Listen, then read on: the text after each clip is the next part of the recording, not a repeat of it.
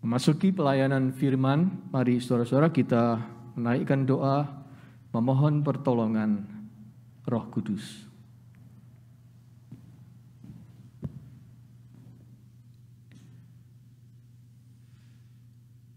Sejak Yesus di dalam hati kami,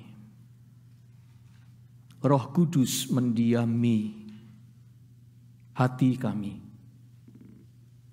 Ya Roh Kudus, buatlah kami sanggup mempersiapkan hati kami menjadi lahan yang subur untuk benih-benih firman yang akan ditabur. Mampukan kami untuk hidup subur dan membuahkan karya-karya kehidupan yang luhur. Ya Allah Roh Kudus, kendalikanlah hidup kami menuju ke arah yang Bapa sendiri tetapkan bagi setiap kami secara individu, tetapi juga bagi setiap kami sebagai komunitas keluarga dan juga komunitas gerejawi. Tolong kami supaya kami hidup menurut tujuan dan rencana yang Bapa telah siapkan bagi kami. Firman-Mu kiranya menuntun kami ke sana. Di dalam nama Tuhan Yesus, firman Allah yang sejati, kami berdoa. Amin.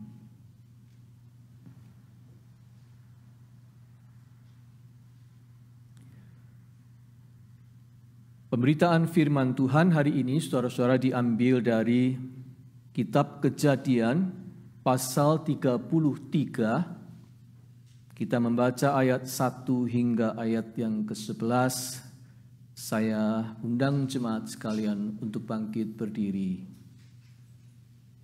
Jemaat pria, mari membaca bersama saya ayat ganjil, dan ayat genap akan dibaca oleh jemaat wanita. Dan pada ayat yang terakhir, ayat 11, kita membaca bersama-sama lagi. Yakub pun melayangkan pandangnya, lalu dilihatnyalah Esau datang dengan diiringi oleh 400 orang. Maka diserahkannyalah sebagian dari anak-anak itu kepada Lea dan sebagian kepada Rahel serta kepada kedua budak perempuan itu.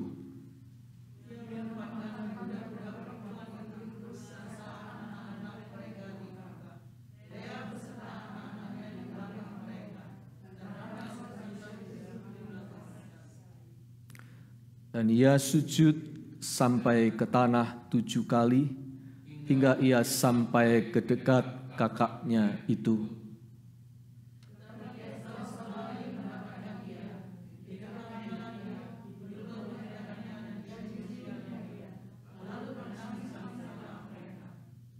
Kemudian Esau melayangkan pandangnya, dilihatnyalah perempuan-perempuan dan anak-anak itu, lalu ia bertanya, "Siapakah orang-orang yang beserta engkau itu?" Jawab Yakub, "Anak-anak yang telah dikaruniakan Allah kepada hamba-Mu ini."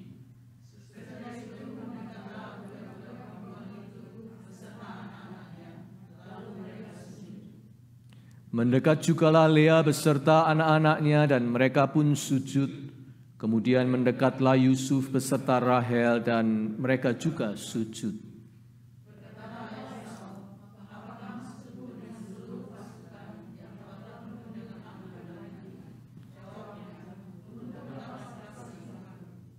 Tetapi kata Esau, "Aku mempunyai banyak adikku, peganglah apa yang ada padamu."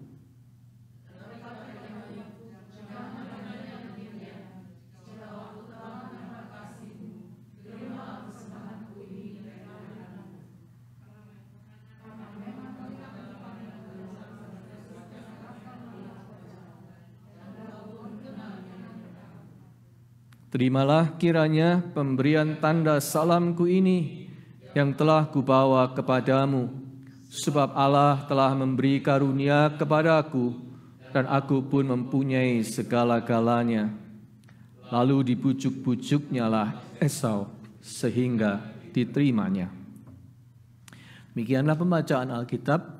Berbahagia kita yang mendengar firman Allah dan memeliharanya. Haleluya.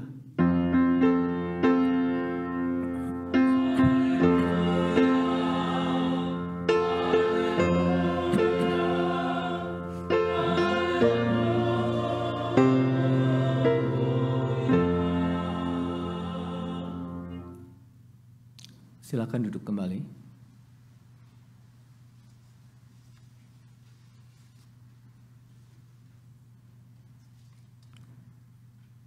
Saudara sekalian, kebanyakan kita melihat cerita yang tadi kita baca sebagai peristiwa rekonsiliasi antara dua saudara kembar, Esau dengan Yakub.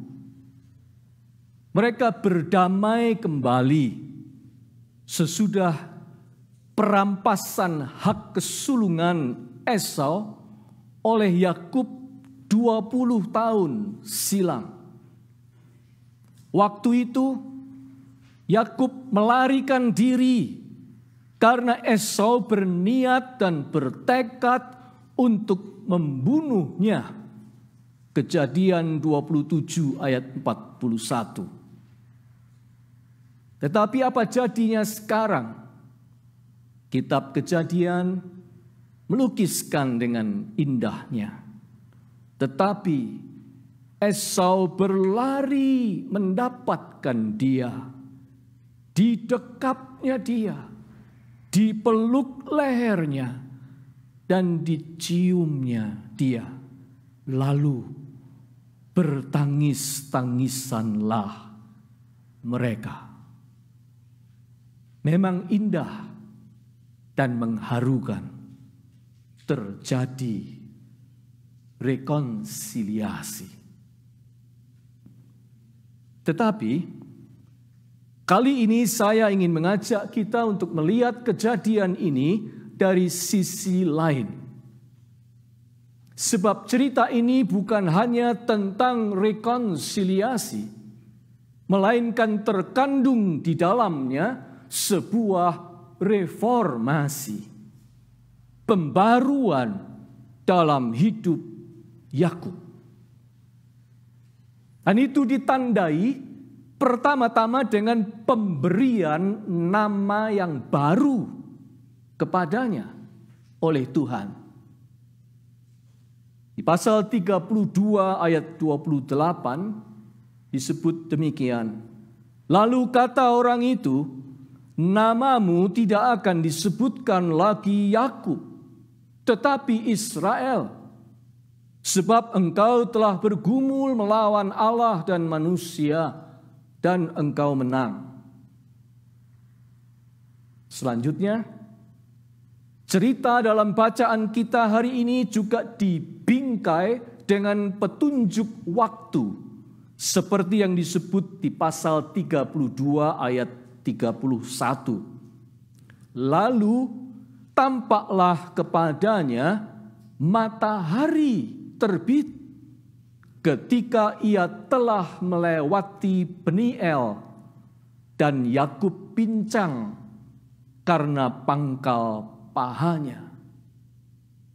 Matahari sudah terbit, itulah petunjuk waktunya. Tanda sebuah hari baru, sebuah awal yang baru, sebuah cara berjalan yang baru karena Yakub sekarang pincang. Sebuah cara melihat yang baru, sebuah perspektif baru, sebuah hari depan yang baru, sekaligus nama yang baru. Ya, di tempat yang dinamai Peniel itu, Yakub memang diperbarui oleh Tuhan. Terjadi reformasi. Hari ini 31 Oktober kita mengenang peristiwa 31 Oktober 1517 ketika Martin Luther memakukan 95 dalil di pintu gereja Wittenberg, Jerman, yang ditulisnya untuk menentang kebijakan gereja pada waktu itu, yakni menjual indulgensia, surat penghapusan dosa.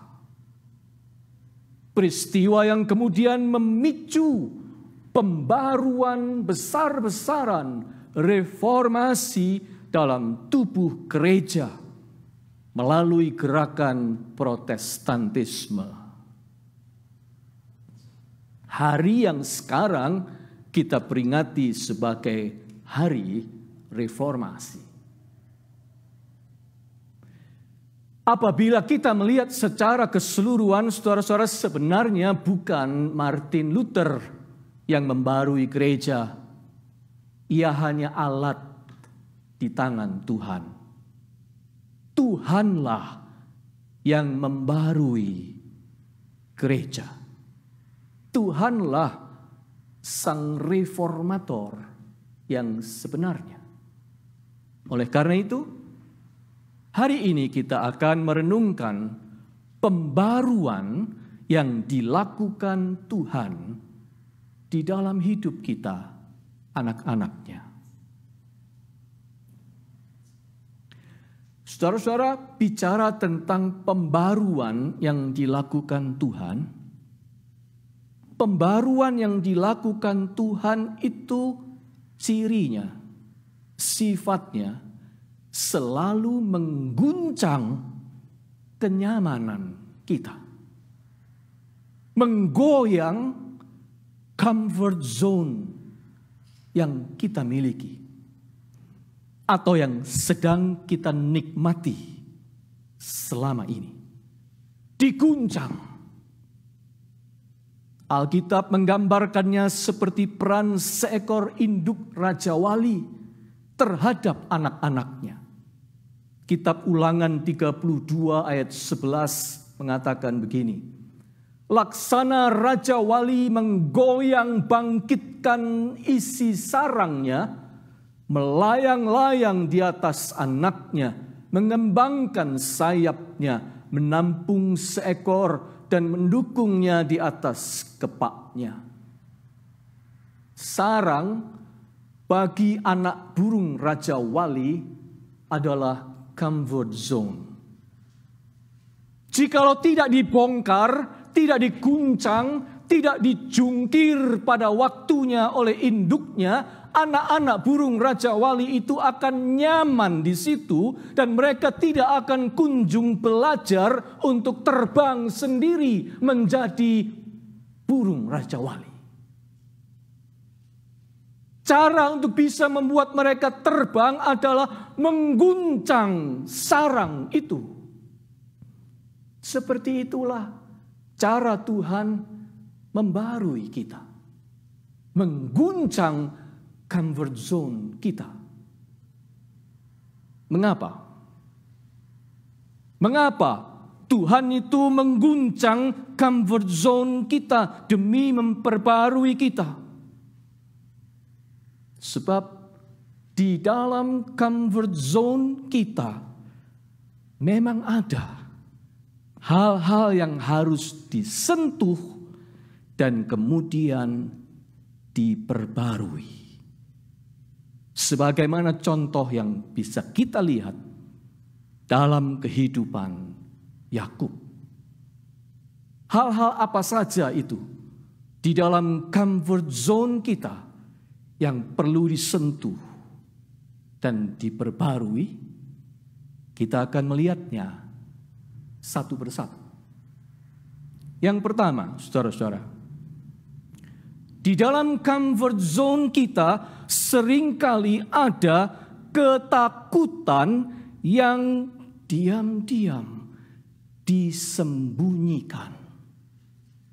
ada ketakutan yang disembunyikan. Menjelang malam waktu bertemu dengan Esau, pada malam harinya Yakub bergumul berat. Bergumul melawan sesuatu yang dipendamnya selama kurang lebih 20 tahun. Bergumul menghadapi fear, ketakutan. Itu sebabnya semua siasat dia jalankan. Mengirim pengintai lebih dulu, mengatur dan membagi-bagi rombongannya, lalu menyediakan berbagai macam hadiah untuk melunakkan hati Esau yang sedang datang dengan 400 orang pasukannya. Mengerikan. Matanya tidak bisa dipejamkan. Yakub tidak bisa tidur. Semua intinya satu. Dia ketakutan. Selama 20 tahun di dalam gembara dan perjuangannya mencari nafkah, ternyata ketakutan itu masih ada di situ. Was still there. Terpendam, mendekam secara tersembunyi, tidak hilang. Dan sekarang di tepian sungai Yabok, rasa takut itu muncul ke permukaan dan sangat menghantui dan mengganggu kenyamanan dan ketenangan Yakub. Namun Tuhan mengizinkan itu terjadi. Karena Yakub memang tidak boleh menyimpannya terus. Ketakutan itu harus dibiarkan keluar, lalu dikenali, lalu diakrabi, dan lalu diatasi. Bukannya disembunyikan. Dan Tuhan pun campur tangan. Lewat malaikat yang bergumul dengan Yakub malam itu, Yakub dibuatnya menang melawan rasa takutnya sendiri. Lebih baik pincang tapi tetap berjalan maju daripada bisa berjalan tidak pincang tetapi dilumpuhkan kemudian oleh ketakutan. Dan kita melihat sebelumnya Yakub itu mengatur rombongannya dan menempatkan dirinya di tempat paling belakang. Jadi semua istri anaknya, semua rombongannya di depan, gilir-gilir sampai dia paling belakang. Tapi sesudah pergumulan malam itu, pada pagi harinya, walau Yakub berjalan dengan pincang, tetapi dia maju di baris paling depan. Ayat 3 mengatakan, dan ia sendiri berjalan di depan mereka. Yakub telah mengatasi rasa takutnya. Saudara sekalian, rasa takut adalah faktor terbesar yang menghambat pembaruan hidup. Wujudnya bisa macam-macam. Takut pada hal-hal yang baru, takut pada hal-hal yang masih asing, takut mencoba, takut gagal, takut dikecewakan, takut mendengar kritik dan teguran, takut mendapatkan saingan, takut kehilangan dukungan, takut untuk jujur dan terlihat diri apa adanya, takut untuk menjadi transparan, takut akan omongan orang tentang kita, takut untuk mengakui dan menerima sebuah kekalahan. Takut pada perubahan. Takut ini, takut itu, serba takut. Takut menghadapi kenyataan. Fear. Bentuknya bisa macam-macam. Dan itu faktor terbesar penghambat bagi pembaruan. Fear, F-E-A-R,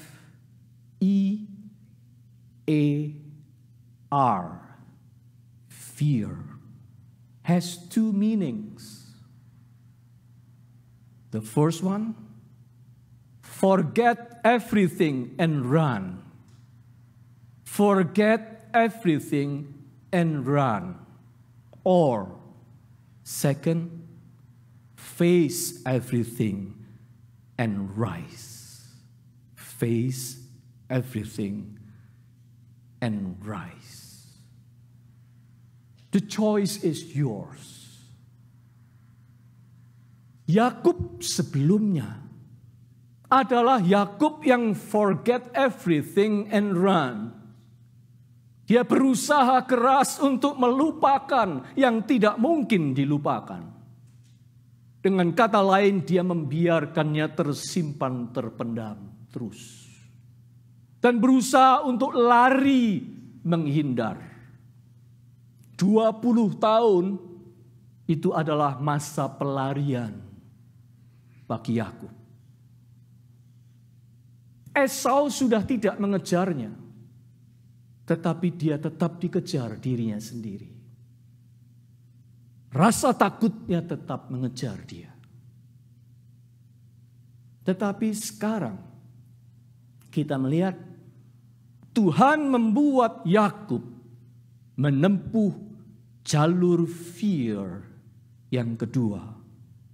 Face everything and rise. Hadapi semuanya dan bangkit, hai Yakub. Tuhan tidak tinggal diam. Tuhan membuat Esau bisa mengampuni Yakub. Dan Tuhan membuat mereka berdamai kembali. Dan Yakub tahu itu pekerjaan Tuhan. Itu sebabnya dia berkata di ayat 10 kepada kakaknya, memang melihat mukamu adalah bagiku serasa melihat wajah Allah. Peniel, Paniel, wajah Allah. Itu sebabnya tempat itu dinamai Peniel. Yakub diperbarui Tuhan. Si penakut itu sekarang telah menjadi berani untuk facing his giant. Kalau Tuhan memperbarui Yakub, bagaimana dengan kita? Sekarang yang kedua, saudara-saudara. Selain ketakutan, di dalam comfort zone kita, sering ada kesalahan yang dipelihara atau diabadikan. Ada kesalahan yang diabadikan oleh comfort zone kita. Nama Yakub itu artinya si pemegang tumit yang kalau diplesetkan menjadi si penipu, Yakub. Tetapi nyatanya memang demikian. Plesetan itu berlaku. Pria ini memang pernah melakukan tindakan penipuan yang serius. Dia menipu ayahnya mentah-mentah dan dia menipu mengakali kakaknya. Dan selanjutnya trik tipu menipu seperti sudah menjadi jalur trek yang biasa dilewatinya. hubungannya dengan pamannya sekaligus mertuanya Laban diwarnai oleh trik tipuan. Oleh Laban, si penipu ini, Yakub ini berkali-kali dikerjain, ditipu. Jadilah Yakub ini si penipu yang tertipu.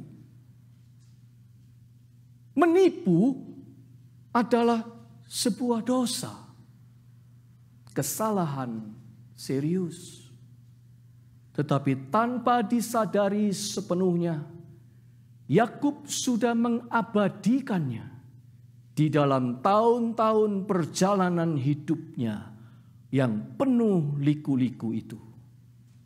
Yakub mengabadikan trik tipu menipu di dalam hidupnya, comfort zone-nya.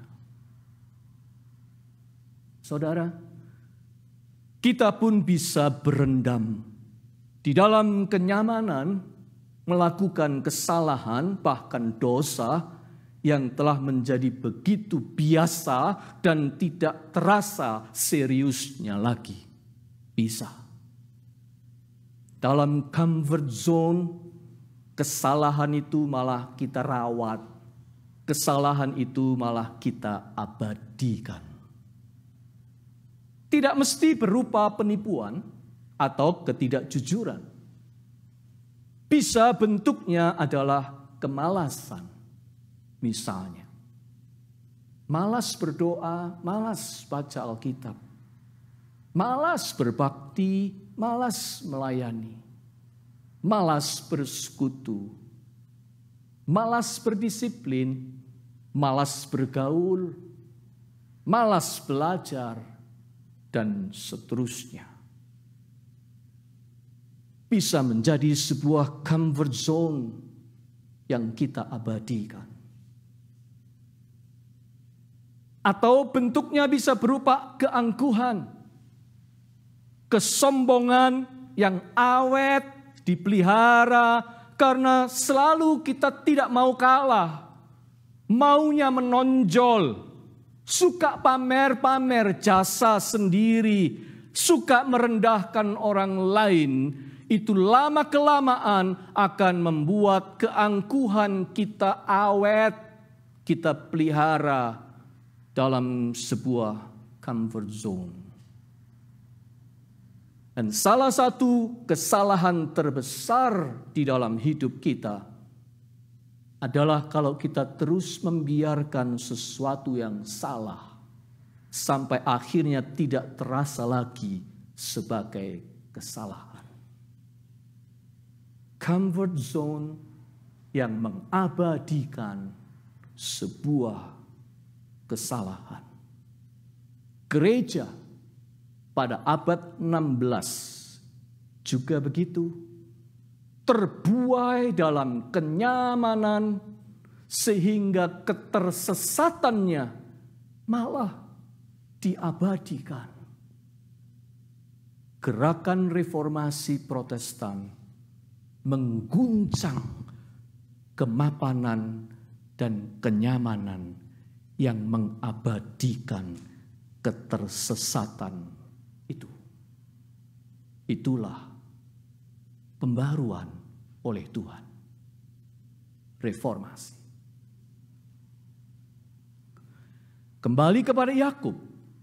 Tuhan mengguncang sarang rasa nyaman Yakub, yang di dalamnya dia menghidupi dunia trik tipu menipu dengan menggerakkan hati Yakub untuk pulang, dengan membawanya pergi menjauh dari Laban dan bisnisnya, sekaligus membuat Yakub meninggalkan kemapanan yang sudah dibangunnya selama 20 tahun. Tuhan mengguncang sarangnya. Tuhan mau Yakub stop berkubang di dalam rawa tipu daya.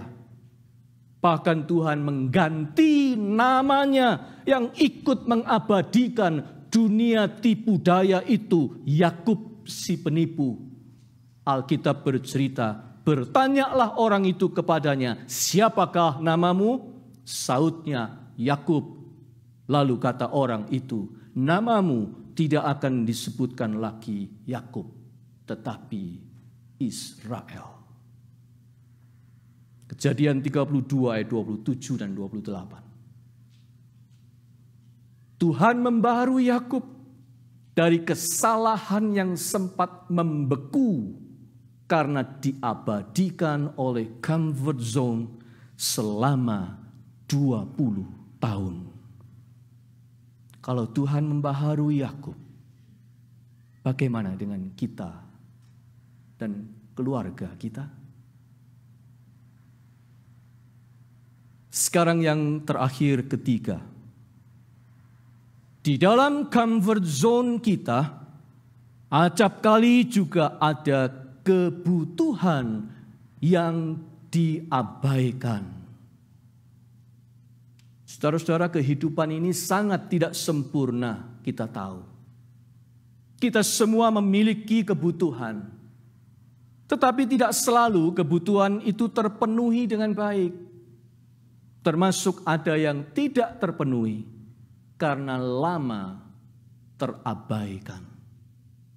Contoh, ada kebutuhan akan keakraban, kebutuhan akan intimacy dalam keluarga, yang karena kesibukan bekerja, karena jarak fisik yang jauh, atau karena pandemi yang panjang, menjadi tidak terpenuhi keakraban itu. Apabila itu berlangsung lama dan sudah menjadi begitu biasa, maka kebutuhan itu bisa menjadi kebutuhan yang terabaikan. Akibatnya adalah terjadi kekosongan yang meronta-ronta. Jika hal ini tidak disadari, tidak dicarikan solusi atau at least kompensasi yang sehat, maka ekses negatifnya bisa kemana-mana. Sebab kebutuhan itu tetap ada, tetap meronta, tetapi diabaikan terus. Comfort zone kita seringkali menyimpan kebutuhan-kebutuhan yang diabaikan. Itu terjadi pada Yakub. Ketika malam hari sebelumnya, Yakub berjumpa malaikat dan hendak ditinggalkan menjelang fajar hari tiba. Dia berusaha untuk menahan malaikat itu. Dan kitab Kejadian mencatat begini, lalu kata orang itu, biarkanlah aku pergi, karena fajar telah menyingsing. Saut Yakub, aku tidak akan membiarkan engkau pergi jika engkau tidak memberkati aku. Kejadian 32 ayat 26. Yakub minta diberkati. Ia haus akan kehadiran Allah. Ia merindukan Tuhan dan sentuhan berkat-Nya. Rupanya dalam tahun-tahun pengembaraannya ada kebutuhan rohani di dalam dirinya yang tidak tersentuh dengan baik, tidak tercukupi dengan baik. Secara jasmani, secara sosial ekonomi, Yakub tahu dirinya diberkati luar biasa. Kepada Esau dia berkata begini, terimalah kiranya pemberian tanda salamku ini yang telah kubawa kepadamu, sebab Allah telah memberi karunia kepadaku dan aku pun mempunyai segala-galanya. Secara ekonomis, sosial, Yakub diberkati dan dia tahu. Namun secara spiritual dia haus akan hadirat Allah. Ada kekosongan yang minta diisi. Tuhan menjumpai Yakub,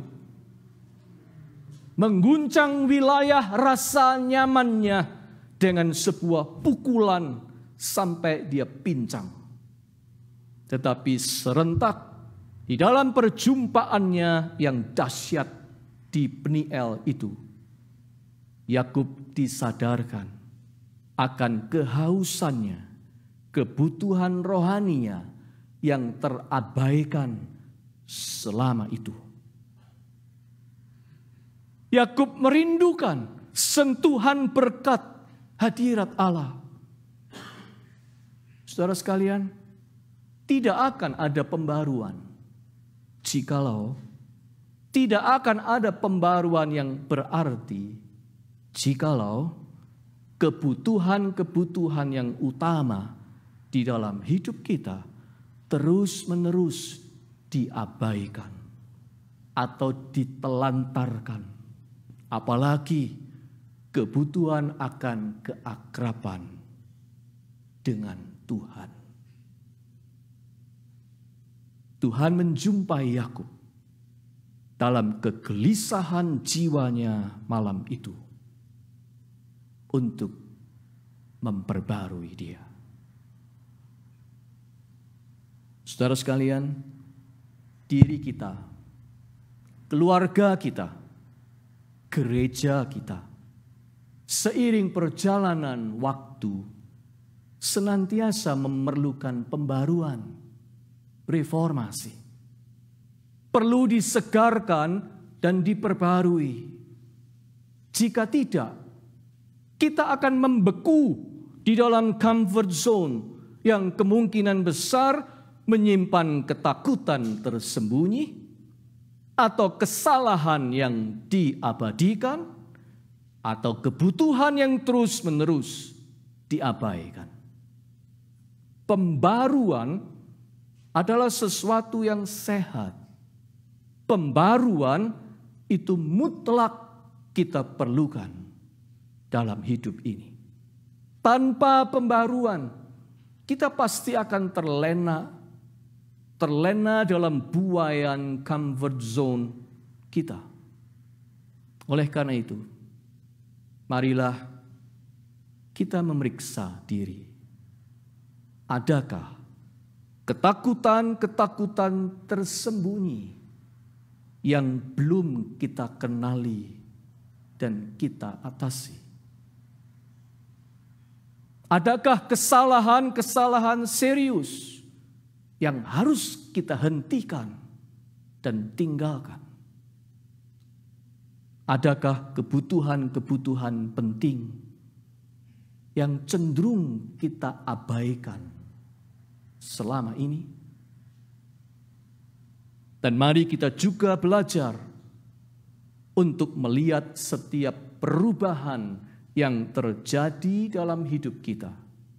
Tidak dengan kacamata konservatif atau kacamata kecurigaan yang negatif melulu. Jika terjadi perubahan pada sikap anak-anak akibat mereka bertambah usia, makin dewasa,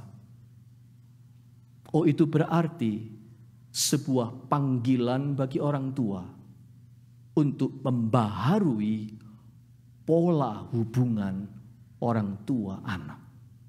Tidak selalu harus dilihat secara negatif. Wah, anak-anakku kok sekarang berubah. Tetapi yang harus kita lakukan adalah membarui pola hubungan. Sebab anak-anak itu sudah bukan anak kecil lagi. Mereka sudah kian dewasa.